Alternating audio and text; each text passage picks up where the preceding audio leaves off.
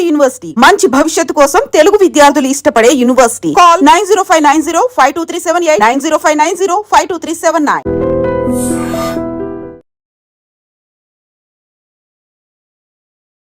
అందరికీ నమస్కారం. నేను Swarupa Potlapalli. Welcome to iDream. ఆదివారం పట్టపగలు నడి రోడ్డు మీద జరిగిన మేడ్చల్ మర్డర్ కేసులో అనేక సంచలన విషయాలు బయటకొచ్చాయి. సొంత తమ్ముడే అన్నను హతమార్చినట్టుగా పోలీసులు వెల్లడించారు. ముఖ్యంగా ఇక్కడ తమ్ముడిగా చెబుతున్న రాకేష్ తన బంధువైన లక్ష్మణ్ తో కలిసి సొంత అన్న ఉమేష్ ను నడి రోడ్డు మీదే చంపేశాడు. ముఖ్యంగా మేడ్చల్ నేషనల్ హైవే 44 మీద ఈ హత్య అనేది జరిగింది. అసలు వీళ్ళిద్దరు ఎవరు, ఎందుకు ఈ హత్య జరిగింది అనే దాని గురించి మేడ్చల్ డీసీపీ కోటిరెడ్డి గారు ప్రెస్ మీట్ పెట్టి వివరాలను వెల్లడించారు. ముఖ్యంగా అసలు వీళ్ళిద్దరు కూడా అన్నదమ్ములు. ఆర్టీసీలో డ్రైవర్గా పనిచేస్తున్న కామారెడ్డి జిల్లా మాచారెడ్డికి చెందిన గన్య కుమారులు. గన్యకి 3 సంతానం. పెద్ద అబ్బాయి ఉమేష్, సెకండ్ అతను రాకేష్, ఇంకొక కూతురు హరిణి.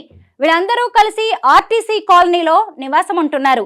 ఉమేష్ కి ఆల్రెడీ ప్రియాంక అనే ఆమెతో పెళ్ళైంది. వారికి 2 పిల్లలు కూడా ఉన్నారు.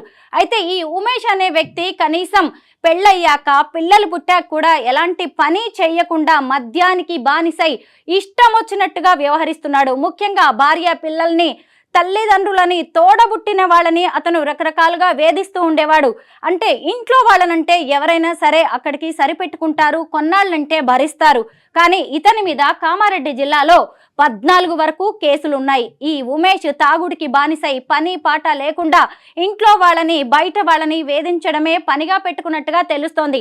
అయితే పలుమార్లు ఇంట్లో వాళ్ళు అతనికి నచ్చజెప్పడం అనేది జరిగింది. ఒకవైపు భార్య, పిల్లలు చెబుతూనే ఉన్నారు, తల్లిదండ్రి చెబుతూనే ఉన్నాడు, తోడబుట్టిన వాళ్ళు కూడా చెబుతూనే ఉన్నారు. అయినా ఎన్నేళ్లు గడిచినా ఉమేష్లో మాత్రం మార్పు రాలేదు.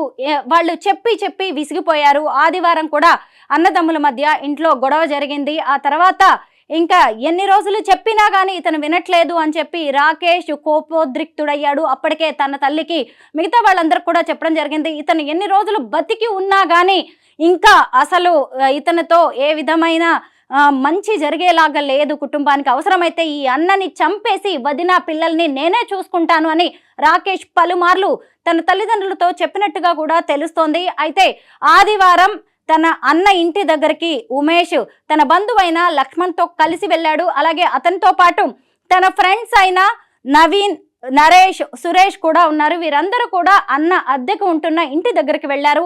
అక్కడ అన్నతమ్ముల మధ్య గొడవ జరిగింది. దాంతో ఇంకా అప్పటికే అన్నని ఎలాగైనా చంపేయాలని ప్లాన్తో కత్తులు తీసుకొని వచ్చిన ఈ రాకేష్ ఎవరైతే ఉన్నారో అతను తన బంధువైన లక్ష్మణ్తో కలిసి ఉమేష్ మీద దాడికి పాల్పడ్డాడు. మీరు ఇక్కడ సీసీ కెమెరా విజువల్స్ లో చూస్తూ ఉన్నారు కదా. ఈ ఉమేష్ ఖచ్చితంగా తన అన్న మీద దాడికి, అతన్ని చంపాలనే ఉద్దేశంతోనే అటు ఇటు పరుగులు కూడా పెడుతున్నాడు.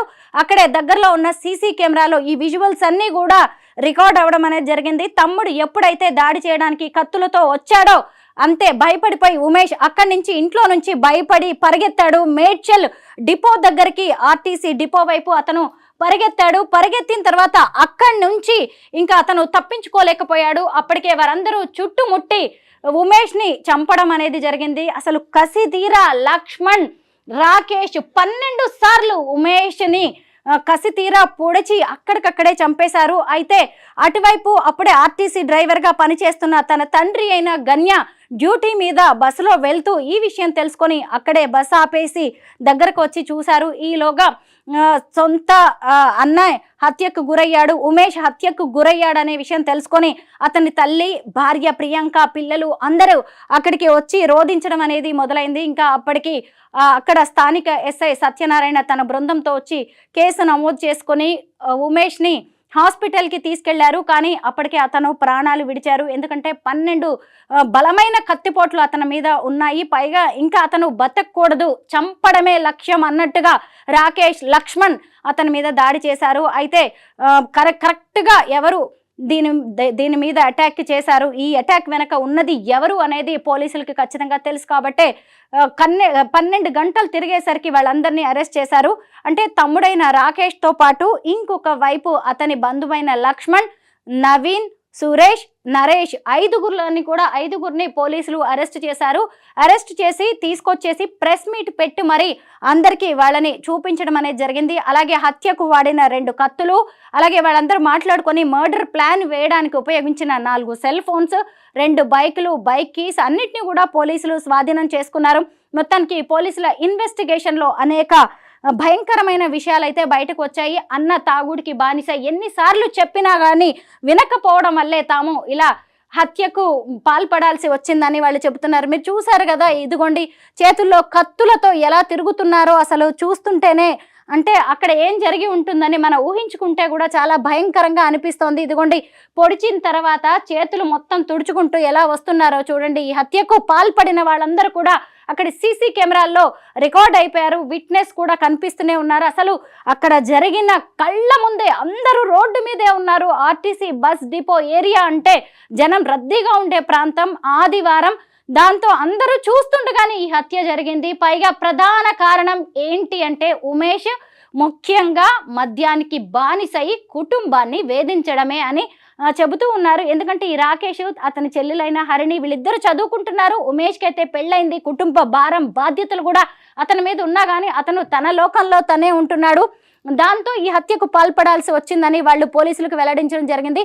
చూసారు కదా, ఇక్కడ 5గురికి కూడా ఇలాగ నల్లటి ముసుగులు వేసి తీసుకొని వస్తున్నారు. వీళ్ళందరూ కూడా వాళ్ళ నేరాన్ని పోలీసుల ముందు ఒప్పుకోవడం అనేది జరిగింది. ఆ తర్వాత వీళ్ళని జడ్జి ముందు కూడా ప్రవేశపెడతామని పోలీసులు చెప్పారు. తర్వాత వీళ్ళని 14 రోజుల కస్టడీకి పంపించబోతున్నారు. ఇదిగోండి కోటిరెడ్డి గారు ప్రెస్ మీట్ పెట్టి పోలీసులకి, ప్రెస్కి, మిగతా వాళ్ళందరూ కూడా దీనికి సంబంధించిన వివరాలని వెల్లడించారు. అయితే ఇదిగోండి రేపు ఇవే ఈ హత్య కేసులో ప్రధాన సాక్షులుగా అలాగే ప్రధాన సాక్ష్యాలుగా మారబోతున్నాయి. ఇదిగోండి సెల్ ఫోన్స్, ఈ 4 మర్డర్ ప్లాన్ వేయడానికి ఉపయోగించిన సెల్ ఫోన్స్, హత్య చేయడానికి ఉపయోగించిన కత్తులు, అలాగే అక్కడి నుంచి పారిపోవడానికి ఉపయోగించిన బైకులు, వీటన్నిటిని కూడా పోలీసులు స్వాధీనం చేసుకున్నారు. అయితే ఇంత జరిగిన తర్వాత అక్కడ చూస్తే హతుడు పెద్ద కొడుకు ఉమేష్, హత్య చేసిన నిందితుడు చిన్న కొడుకు రాకేష్. ఇప్పుడు ఆ తల్లిదండ్రుల పరిస్థితి ఎలా ఉంటుందో కూడా మనం అర్థం చేసుకోవచ్చు. అయితే తమ పెద్ద కొడుకు బాధ్యతారాహితంగా తిరిగేవాడు, ఎప్పుడు తాగుబోతుగా మద్యం మత్తులోనే ఉండేవాడని తల్లిదండ్రులు చెప్తున్నాడు. చిన్న కొడుకు రాకేష్ మాత్రం ఎంతో బాధ్యతగా కుటుంబం విషయంలో చక్కగా వ్యవహరించేవాడని తల్లిదండ్రులు చెబుతున్నాడు. ఎన్నిసార్లు చెప్పినా వినకపోవడం వల్ల తమ చిన్న కొడుకు ఈ పనికి పాల్పడ్డాడు అని వాళ్ళు చెప్పుకొస్తున్నారు. అయితే ఇంకొక కోణం కూడా ఇందులో కనిపిస్తుంది. ముఖ్యంగా ఏంటి అంటే అన్నదమ్ముల మధ్య ఆస్తి వివాదాలు కూడా ఉన్నట్టుగా తెలుస్తోంది. ముఖ్యంగా 2 అబ్బాయిలు కాబట్టే ఇంకా ఈ అన్న అనేవాడు ఎలాగో జల్సాలకి బానిసై మద్యానికి బానిసై తిరుగుతున్నాడు కాబట్టి అతన్ని గనక చంపేస్తే ఆ ఆస్తి మొత్తం తనదే అవుతుంది అనే ఉద్దేశంతో కూడా తమ్ముడు రాకేష్ ఈ దారుణానికి ఒడిగట్టినట్టుగా ఇంకొక కథనం వినిపిస్తోంది. కారణాలు ఏవైనా సరే హత్య చేయడం కరెక్ట్ అని ఒక్కరు కూడా ఒప్పుకోరు. ముఖ్యంగా అసలు ఒక వ్యక్తికి ప్రాణం పోసే హక్కు మనకి లేనప్పుడు ఇంకొకరి ప్రాణం తీసే హక్కు ఎక్కడి నుంచి వస్తుంది? హక్కు కాదు, అధికారం కూడా కాదు. అసలు ఎలా దీన్ని ఎవరైనా అంగీకరిస్తారు? సొంత తమ్ముడైనా సరే అన్నని తన దారిలో పెట్టడానికి ఇంకా ప్రయత్నించి ఉండాల్సింది, లేదంటే అతని మానానికి అతన్ని వదిలేసి ఉండాల్సింది. ఎందుకంటే ఈరోజు అతని ప్రాణం పోయింది, దాన్ని తిరిగి వచ్చే అవకాశమే లేదు. ఇంకొన్నాళ్ళు కష్టపడితేనో లేదంటే ఇంకో రకంగా ప్రయత్నిస్తేనో అతను మారే అవకాశం ఉండేది. కానీ అలా కాకుండా ఏకంగా అతని ప్రాణాలే తీశాడు. దీనివల్ల రాకేష్ సాధించింది ఏంటి? ఈరోజు హంతకుడిగా, నిందితుడుగా ఇలా అందరి ముందు నిలబడాల్సి వచ్చింది. అతను ఇలా క్షణికావేశంలో ఒక మర్డర్ చేయాలనే నిర్ణయం తీసుకోవడమే కాదు, ఇంకో 4గురిని కూడా ఈ ఉచ్చులోకి లాగాడు. వీళ్ళందరూ కూడా ప్రైవేట్ ఉద్యోగాలు చేసుకుంటున్న వాళ్ళే. వాళ్ళ కుటుంబాల సంగతి ఏంటి? ఈరోజు హంతకులుగా ఒక వ్యక్తిని, అది కూడా సొంత అన్నని, తోడబుట్టిన అన్నని చంపడానికే ఇలా పథకం వేశారు అంటే రేపు వీళ్ళకి బయటకు వచ్చే అవకాశమే లేదు. ఎందుకంటే ఎక్కడికక్కడ సాక్ష్యాలు కనిపిస్తూనే ఉన్నాయి. వాళ్ళు కూడా నేరాన్ని అంగీకరించడం అనేది మనకి కనిపిస్తూనే ఉంది. దీని ద్వారా తమ్ముడు సాధించింది ఏంటి? ఆ కుటుంబానికి జరిగిన మంచి ఏంటి? దేనికైనా హత్య అనేది ఎప్పటికీ పరిష్కారం కాదు. ఇప్పుడు వీళ్ళు క్షణికావేశంలో చేసి ఉండొచ్చు, రేపు ఎప్పుడైనా కాసేపు కూర్చున్నప్పుడు ఆ అన్నదమ్ములకి సంబంధించిన ఎన్నో జ్ఞాపకాలు ఉంటాయి, ఎన్నో చిన్నప్పటి నుంచి కలిసి పెరిగిన అనుభవాలు ఎన్నో ఉంటాయి. వాటన్నిటిని గుర్తు చేసుకుంటే అన్నలో ఇన్నాళ్ళు చెడునే చూసిన ఈ తమ్ముడు రాకేష్ ఎప్పుడో ఒకసారి అతనిలో మంచిని కూడా చూసే అవకాశం ఉంది. మరి ఇప్పుడు సరే, అన్నని చంపేసి వదిన పిల్లల్ని తాను చూసుకుంటానని తల్లికి మాటిచ్చాడు. మరి అలాంటప్పుడు రేపు తండ్రిని తీసుకురాగలడా? తండ్రి ప్రేమను తీసుకురాగలడా? రేపు వాళ్ళ పిల్లల సంగతి ఏంటి? అతని భార్య సంగతి ఏంటి? సమాజం వారిని ఎలా చూస్తుంది? ఇటు చూస్తే ఒక ఆడ మనిషికి భర్త తోడు లేకుండా పోయింది. ఈరోజు ఒంటరిగా ఆమె ఆ పిల్లల్ని పెంచాల్సిన పరిస్థితి. ఇటు చూస్తే ఆ పిల్లలకి తండ్రి లేని పరిస్థితి. వారి భవిష్యత్ ఎలా ఉంటుంది? రేపు మిగతా చుట్టుపక్కల వారందరూ వారిని ఎలా చూస్తారు? వాళ్ళ నాన్న ఎప్పుడు తాగి తిరుగుతూ ఉండేవాడు, అందుకే సొంత బాబాయే చంపేశాడు, వీళ్ళది ఇలా ఈ చరిత్ర అనుకుంటూ రేపు ఆ పిల్లల మీద, వారి భవిష్యత్ మీద ఇదంతా ఎంత ముద్ర పడే అవకాశం ఉంది? ఎవరైనా దీని గురించి అసలు ఆలోచించారా అంటే అంత దూరం ఎవరు ఆలోచించినట్టుగా మాత్రం కనిపించట్లేదు. అంటే ఇంట్లో ఒక కుటుంబ సభ్యుడు మద్యానికి బానిసైతే, ఇంట్లో వాళ్ళ మాట వినకపోతే, ఇంట్లో వాళ్ళని వేధిస్తుంటే, ఇంట్లో వాళ్ళకి కుటుంబానికి చెడ్డ పేరు తీసుకొస్తుంటే దానికి చావే పరిష్కారమా, చంపడమే దానికి పరిష్కారమా అని చెప్పి ఇప్పుడు అందరి విషయంలో కూడా అందరూ దీని మీదే చర్చిస్తూ ఉన్నారు. ఏది ఏమైనా కానీ సొంత అన్ననే తమ్ముడు ఇలా హత్య చేయడం అనేది ఇప్పుడు ఒక డిస్కషన్ పాయింట్గా మారిపోయింది. ఈరోజు రాకేష్ చేసింది మంచి పని అని ఎవ్వరు అనే పరిస్థితే లేదు. అంటే చిన్నప్పటి నుంచి కలిసి పెరిగారు ఇద్దరు అన్నదమ్ములు. ఆ తల్లిదండ్రులకు కూడా కడుపు కోత అనేది ఉంటుంది. ఆ గర్భశోకాన్ని ఎవరు తీర్చలేరు. అంటే ఈ క్షణికావేశంలో, ఈ కోపంలో అతను చేసింది కరెక్టే అని కొద్ది సేపటి వరకు ఆ కుటుంబానికి అనిపించవచ్చేమో, కానీ ఎట్టి పరిస్థితిలో అది కరెక్ట్ కాదు. ఎందుకంటే మనం ఒక సమాజంలో బతుకుతున్నాం. మన చుట్టూ ఒక వ్యవస్థ ఉంది, న్యాయ వ్యవస్థ ఉంది, పోలీసులు ఉన్నారు, కోర్టులు ఉన్నారు, చట్టం ఉంది. వీటన్నిటినీ కాదని అసలు చట్టాన్ని చేతిలోకి తీసుకొని మనమే తీర్పులు చెప్పడానికి అసలు మనకెక్కడుంది హక్కు? ఇలాగా రాకేష్ చేసింది తనే ఒక జడ్జిలాగా, తనే ఒక న్యాయమూర్తిలాగా తన ఇంట్లో జరుగుతున్న ఒక గొడవలన్నిటికీ పరిష్కారం తన అన్న చావే అనుకోవడమే. అక్కడే తను ఎంత ఇమ్మెచ్యూర్డ్గా ఆలోచించాడు. తన వయసుకి తగినట్టుగా, అంటే రాకేష్ అనే అబ్బాయి ఇంకా చదువుకుంటూనే ఉన్నాడు, ఏవో చిన్న చిన్న ఉద్యోగాలు కూడా చేసుకుంటున్నట్టు ఉన్నాడు. అంటే అన్న చేస్తున్నది తప్పు అని తను అనుకున్నప్పుడు మరి ఇప్పుడు ఈరోజు రాకేష్ చేసింది ఇంకెంత పెద్ద నేరం? ఈరోజు ఉమేష్ చేసింది అక్కడికే తన కుటుంబానికే పరిమితమై ఉండొచ్చు, కానీ ఈరోజు రాకేష్ భవిష్యత్ అనేదే లేకుండా పోయింది. అతని భవిష్యత్ కూడా అంధకారంలోకి వెళ్ళిపోయింది. పైగా అతను తీసుకున్న నిర్ణయం వల్ల మిగతా నలుగురి జీవితాలు కూడా ఎలా అయిపోయాయో మనం ఇప్పుడు చూస్తూనే ఉన్నాం. చూసారు కదా పోలీసులు ఎలా తీసుకొని వస్తున్నారో. ఈరోజు వాళ్ళ కుటుంబాలందరికీ అసలు వీళ్ళకేం సంబంధం?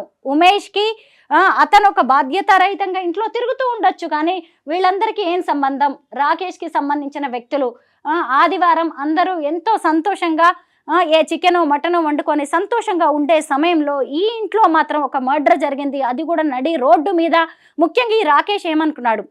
అన్న చేస్తున్నది తప్పు అని ఇతను చంపాలి అనుకున్నప్పుడు రేపు తాను చట్టానికి, పోలీసులకి, అందరి ముందు తాను దోషిలాగా సమాజం ముందు కూడా నిలబడాల్సి వస్తుందని ఎందుకు ఆలోచించుకోలేకపోయాడు?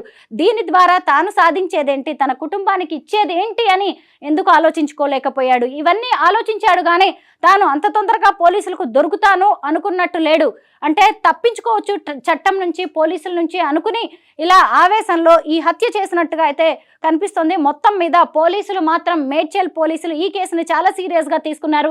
ఇలాంటి ఘటనలు ఇంకెక్కడ జరిగినా కానీ వెంటనే తమ దృష్టికి తీసుకురావాలని, అలాగే డయల్ 100కి పోలీసులకు వెంటనే కాల్ చేయాలని చెప్పి డీసీపీ గారు విలేకరుల సమావేశంలో చెప్పారు. నిజమే కదా, మన చుట్టూ ఉన్న మనుషులు అందరం కూడా ఇలాంటివి జరుగుతున్నప్పుడు ఖచ్చితంగా బాధ్యతగా వ్యవహరించాల్సి ఉంటుంది. ఎందుకు అంటే ఇప్పుడు ఈ ఇద్దరు వ్యక్తులు కత్తులతో దాడి చేస్తూ పరిగెత్తిస్తూ ఉన్నారు. మనం సీసీ కెమెరా విజువల్స్లో కూడా చూస్తూ ఉన్నాం. అవతల వెళ్ళే వ్యక్తి ప్రాణ భయంతో, ఇంకా ప్రాణ తీపితో ఎంత పరుగులు తీసి ఉంటాడు.